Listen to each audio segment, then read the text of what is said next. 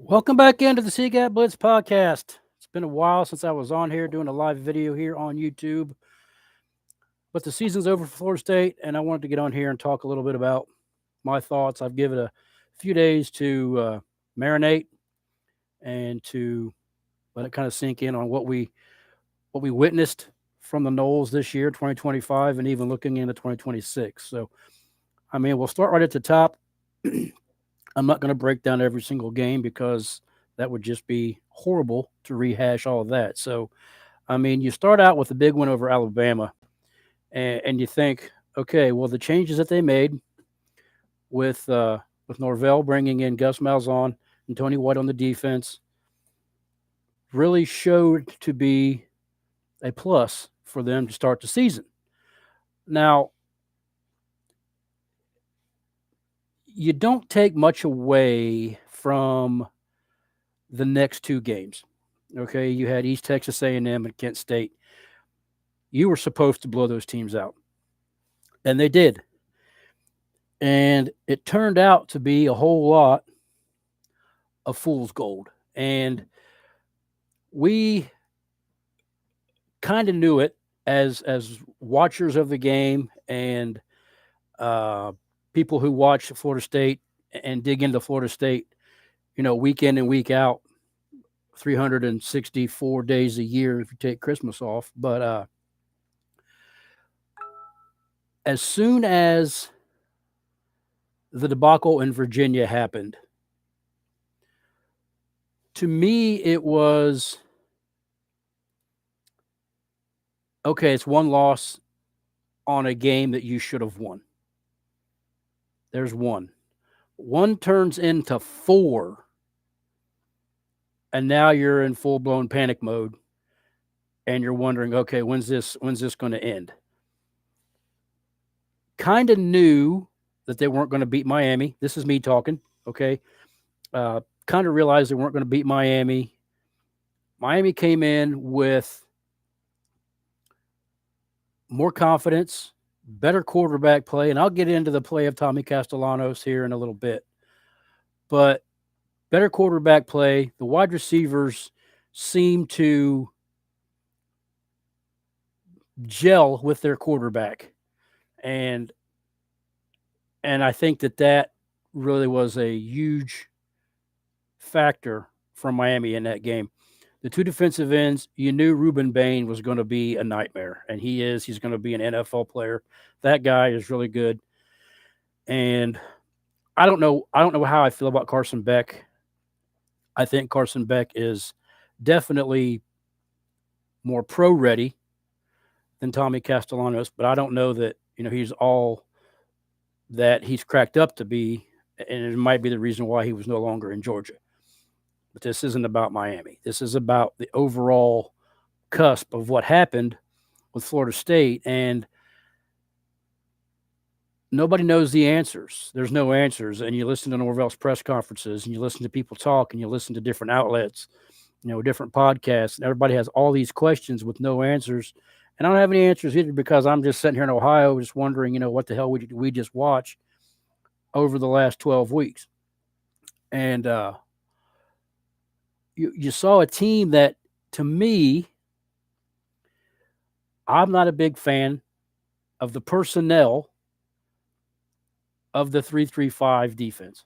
I think that didn't work for whatever level of talent that they had on the defensive side. Now, it helped certain players. Jabril Rawls, Earl Little really benefited from that style and that type of defense. But I think as a whole, FSU is exploited in certain ways when really on the linebackers for FSU are a giant – there's a giant hole at linebacker, and it needs to be addressed. National Signing Day was yesterday. They brought in a couple of linebackers who, from what I'm hearing, by all accounts, are pretty good. And one of them could possibly be in the mix to get some playing time early. And from what we've seen from the linebackers, it wouldn't take much to get that.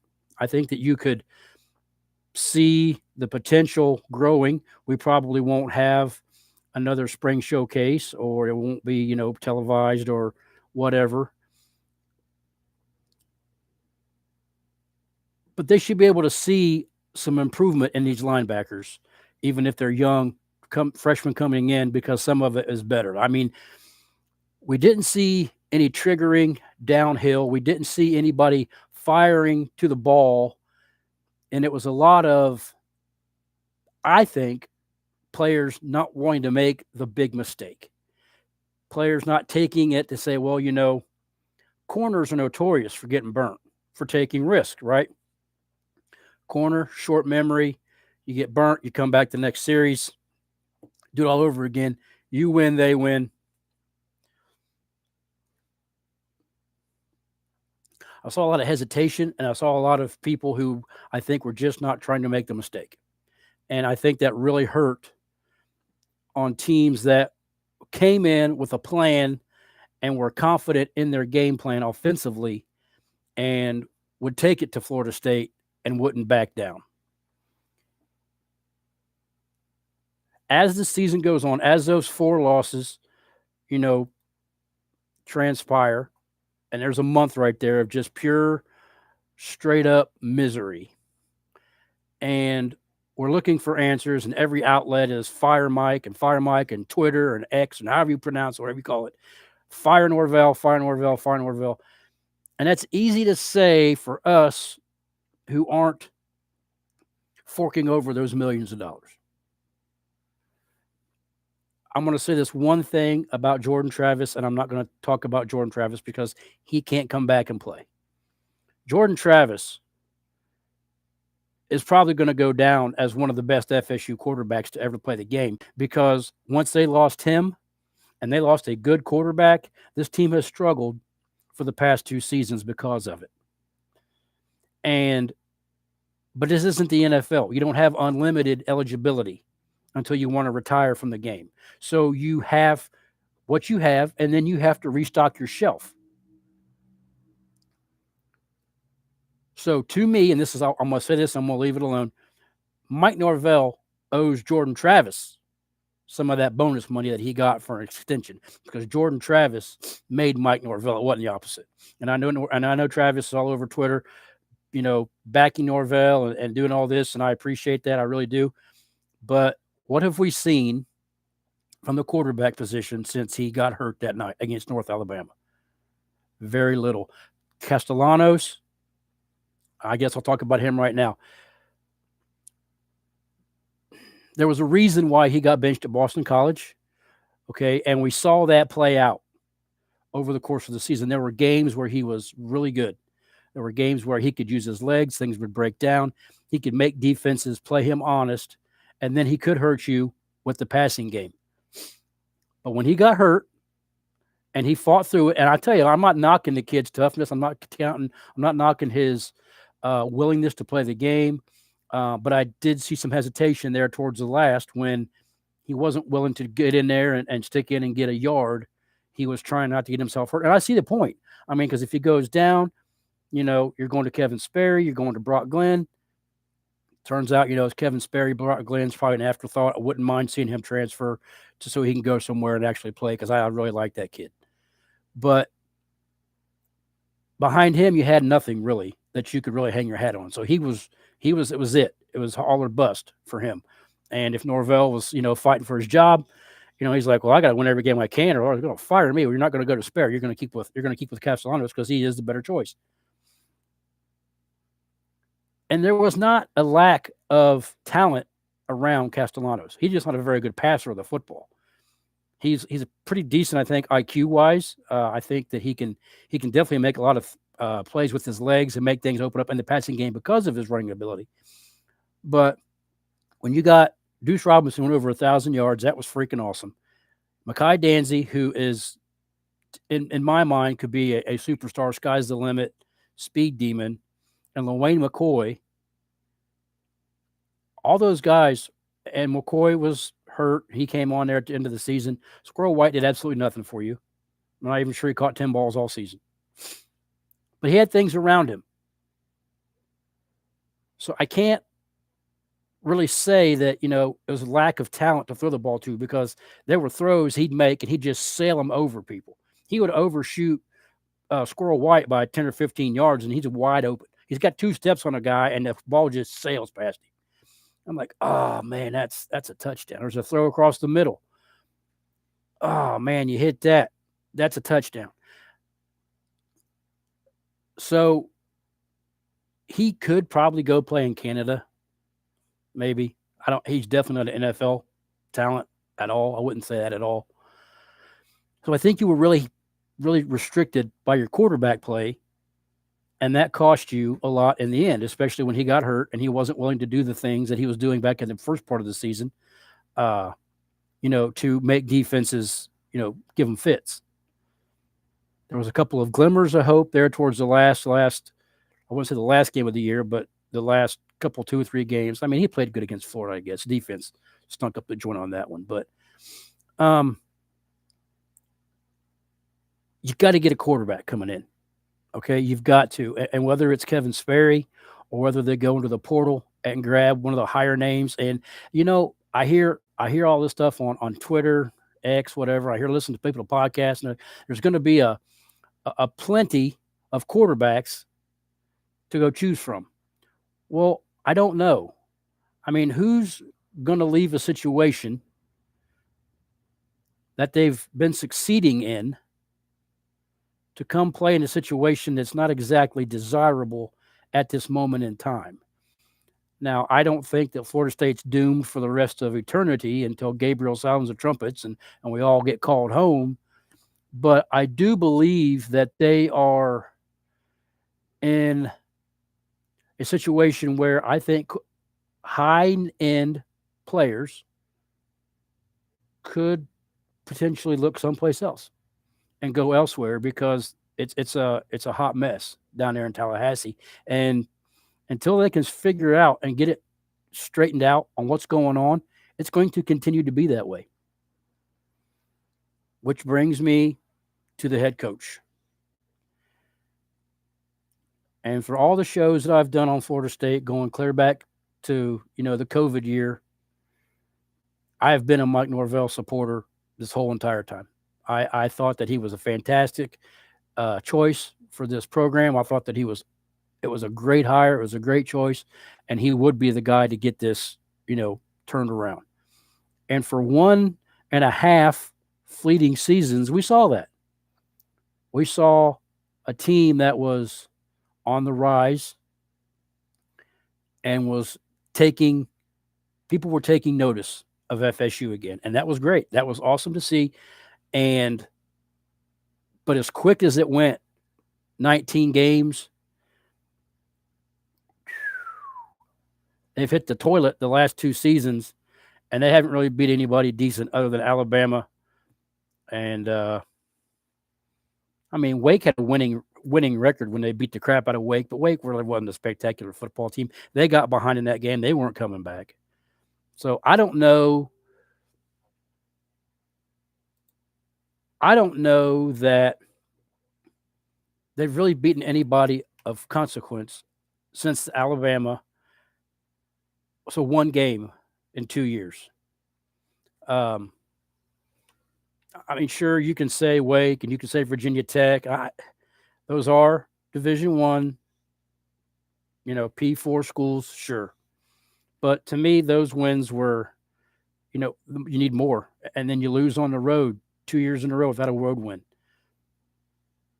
And I say all of that to say they kept him around because they couldn't afford to fire him. And that's going to cost them in the long run. I think next year is going to be horrible. Somewhere along the line, around the 5 or 6 week of the season, the 5th or 6th game, Mike Norvell seems to lose control, and his message isn't getting across anymore. They come in, they're fired up, they play like hell for the first month and a half of the season, and then it's like they get worse instead of better as the season goes on. It's supposed to be the opposite. If you start out a little rough, yeah, that's to be expected. But as the weeks go on and things move and progress upward through the season, you're supposed to get better and better and better and better and better. If you lose early and you win late, you keep yourself in, contention for a conference title. We are way many, many, many moons away from talking about a national championship. So they beat Alabama. They beat two scrub teams, and then they're the talk of the town. They're ranked 4th or 5th in the country, just like that. I'm like, man, that happened awful fast. And then you kind of knew going into Virginia, that's going to be a tough game. Virginia's playing good football. That's a tough team. Elliott's a good coach. You're like, man. And then when it comes down to the way it came down, like, okay, I didn't hate the loss because it was on the road and it was hostile environment, tough game, tough team. But when one loss turns into 4, and the next thing you're like, man, this team started out 3-0 and could not get bowl eligible.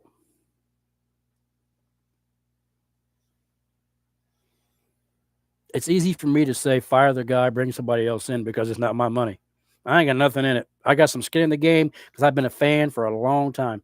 But it's easy for me to say, time to go.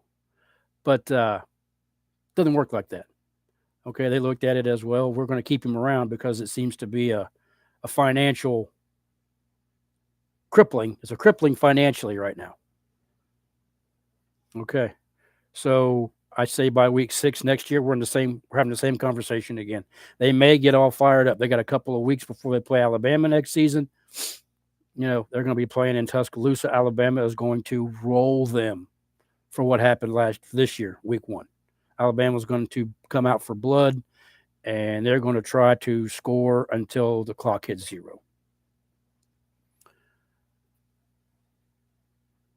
So they've got to figure out a way to combat that, and they got to get ready for it. And as I'm sitting here right now, December 3rd or whatever the date is, December 4th, I have no confidence in that whatsoever. Zero confidence in anything like that taking place. So what happens? We look into my crystal ball and I say, okay, we're going 6 weeks into the season next year, and they're 2-4, and then they decide to fire him. Well, that's retarded, because you could have fired him after Stanford, which is probably the second most embarrassing loss since he's been here. That was woefully horrible.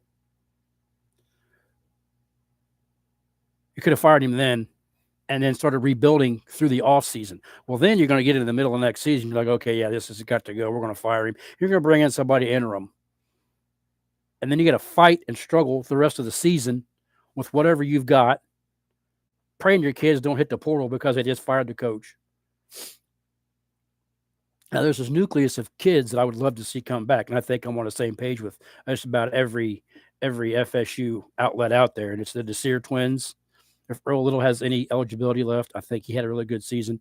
Rawls, on the offensive side of the ball, you're looking at Danzy. Love that kid. Probably my favorite in all right now. Danzy. I don't know what Robinson's going to do, but he's awesome. LaWayne McCoy, Ousmane Cromaw. I liked what I saw from Sam Singleton. I'm not sure where he's at eligibility-wise, but they've got to commit to a running back. You can't bring – and when I saw them bring in can't think of his name right now, Roydell Williams on that 4th and 1, I thought, why in the blue world is he in here on this play? The running back rotation was retarded, and I have no idea what the thinking was on that. And I mean, if you've got a top back, big guy, big bruising back like Ousmane Cromaw, and you paid him money to come in here, and and you put him out there to get that 1 yard. You don't do some stupid trickery to do this, to do that, where Tommy has to run off to the sideline and still not get the first down. Give it to that big hog. If he can't get you 1 yard, then he don't deserve to be there. And they didn't deserve to be there because Florida just straight smoked them. Let a kid run for 266 yards against you. Defense on that one.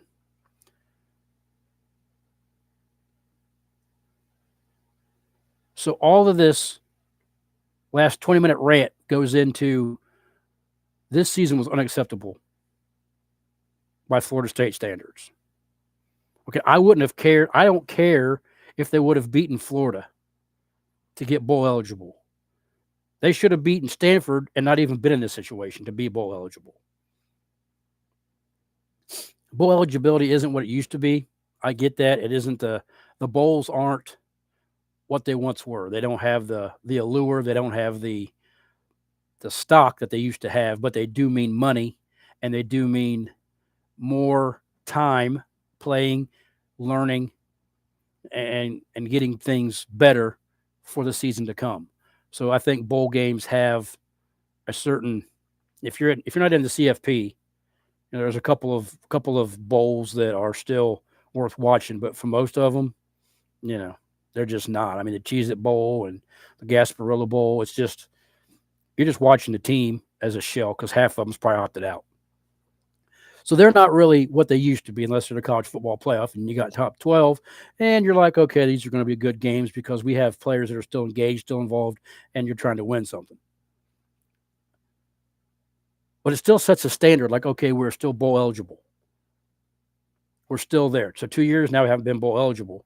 And it hasn't even been, I mean, sure, if you don't stumble against Virginia in overtime and you beat Pitt, which I'm not sure they could have beat. That game was close, but I don't really know. I think Pitt wins that game. That's a tough Pitt team, and they had a tough. They played tough, and they got that freshman Heinzel kid. I picked him up at a Devy league, man.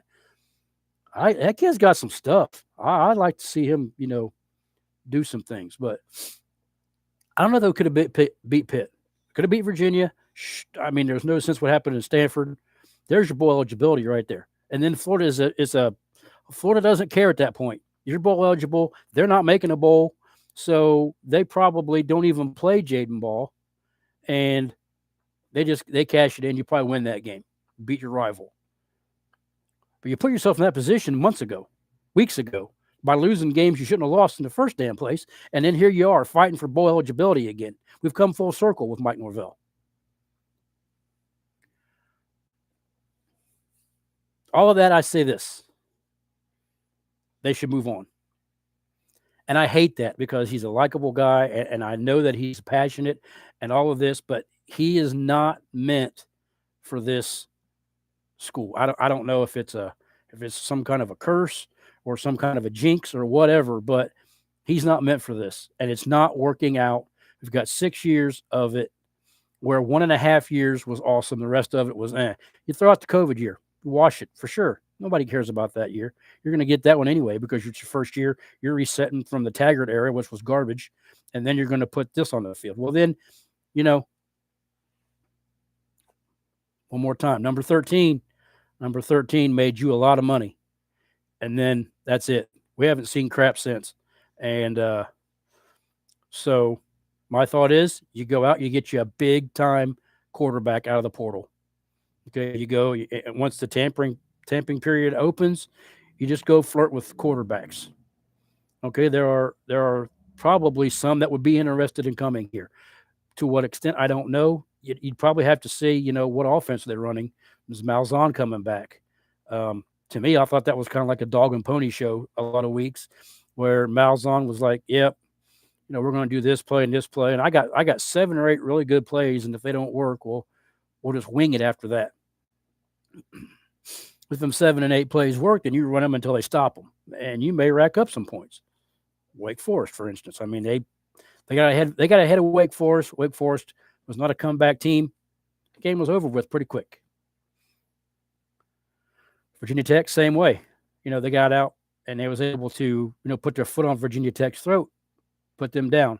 But those wins were not wins that really gave you any kind of confidence in the offense on a constant basis. And then you're scoring 11 points. And then you're down 18-0 to Miami before you get it rolling. And, I mean, this has got to – I'm not sure – it's all money. It's a money thing, and I get that. But when is the administration going to say, okay, well, at some point, we're going to have to pay this guy to go away anyway. So is it this year? Is it halfway through next season? When is it? I don't think it's a matter of if, it's a matter of when. And I think they missed out because, as most of you know by now, Brian Hartline went to USF. So maybe he goes to USF for a season or two. FSU gets interested. I'm interested in him going there. I think he could be a really good coach, and really curious to see how he does at USF now that he's there after he did leave Ohio State. So my heart is, I want to see him win every game. I don't want to see him lose just so they can fire him. I'm ever going to do that. But it's got to come a point where they say, okay, the losses outweigh the money because we're going to have to pay somebody anyway.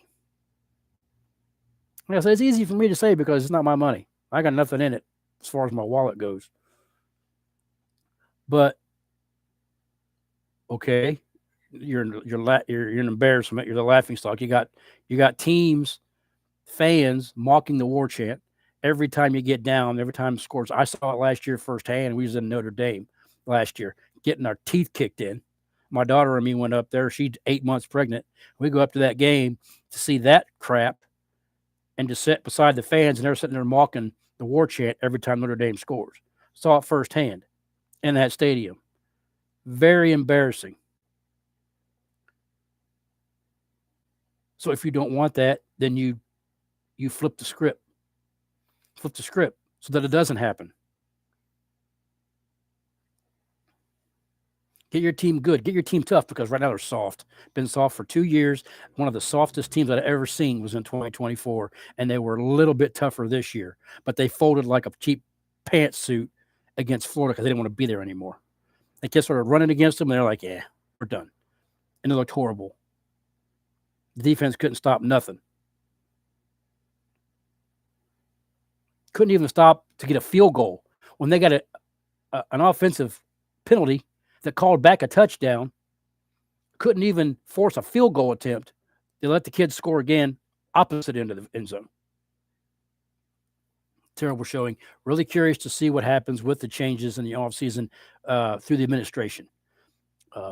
Give you my list of players I'd love to see come back. There are a core group of players that I think would just be amazingly benefit from a solid thrower of the football who doesn't sail balls past people's heads by 10 or 15 yards, and who can make throws in traffic and can make throws where he throws to a spot a receiver's supposed to be there, then it's on the receiver to get there. There's all kinds of things that we could see. And is it Kevin Sperry? That would be awesome if it would be. Okay, because that would turn into a recruit, not a portal get. That would turn into someone that they brought in through the recruiting process, who came in, homegrown Florida State guy. They didn't have to go get somebody from the portal again. It would be great, but he's true freshman. Next year he's going to be a redshirt freshman. They saved his redshirt by playing Brock Glenn in a couple of places there towards the end of the season. I would love to see that, but is Mike Norvell going to bet his job next year on Kevin Sperry? Be one thing if he had, went 9-3 or 10-2 the last couple of seasons, and then you're like, well, I'm gonna use Kevin Sperry. He's going out there. We're putting him in, as a redshirt freshman. He's going to be our guy because you got some stock. You got some decent wins piled up and some decent seasons. Maybe another ACC championship or an ACC championship appearance that you can rest on. You got some collateral. He ain't got that. So now he's like, oh boy, we got to do it. So you got to go into the portal again for a 1 or 2 year window, and then you kick it down the road one more time. We'll see how it goes. Half hour, we've left this in long enough. Stay tuned. We'll see how it goes. See you next time on the Blitz.